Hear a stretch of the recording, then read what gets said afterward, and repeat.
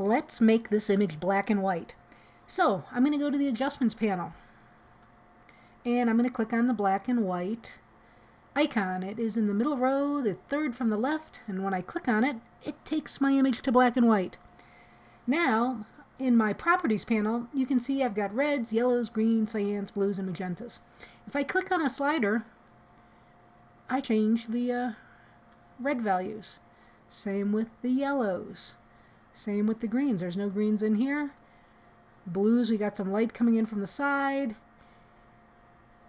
Well, that was cyans. Now I'm on blues. And you can see I can just really pretty much dial it in. Things to be careful of is when it starts to get all blotchy like this. So that is not a good look for your black and white image. I'm going to reset this by going down to the bottom of the properties panel and resetting. And there we go. Now we're back to the defaults. Great control there. Another thing you can do, if you're not sure what is red or what is blue in the black and white image, you can click on the targeted adjustment slider, the little hand with the arrows on either side, and I can come over here and say, oh, let's see, his face. And I can kind of brighten and darken his face, and those are our reds again. Let's come down here to his guitar, reds once again. His jacket, now we're affecting some of those blues. I kind of like that pop of blues coming in from the side there, but I'm losing detail, so that's not good. Another thing is we can come up here to where it says presets and apply these different presets, such as a blue filter, darker, green filter. Don't be afraid to hop in and play with some of these things and see what they do. You might really like something. So once again, I'll do a reset. The other thing that's a lot of fun here is we can tint the image.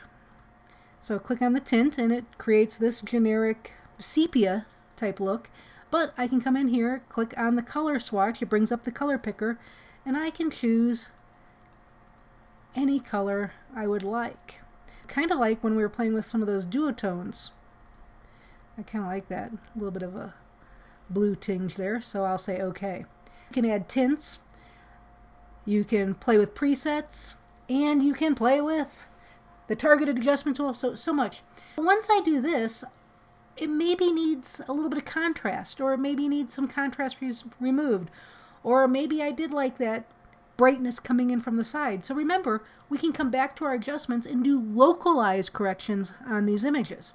By grabbing the curves adjustment panel, I'm going to grab the targeted adjustment tool here, and I'm going to kind of darken down the ceiling area.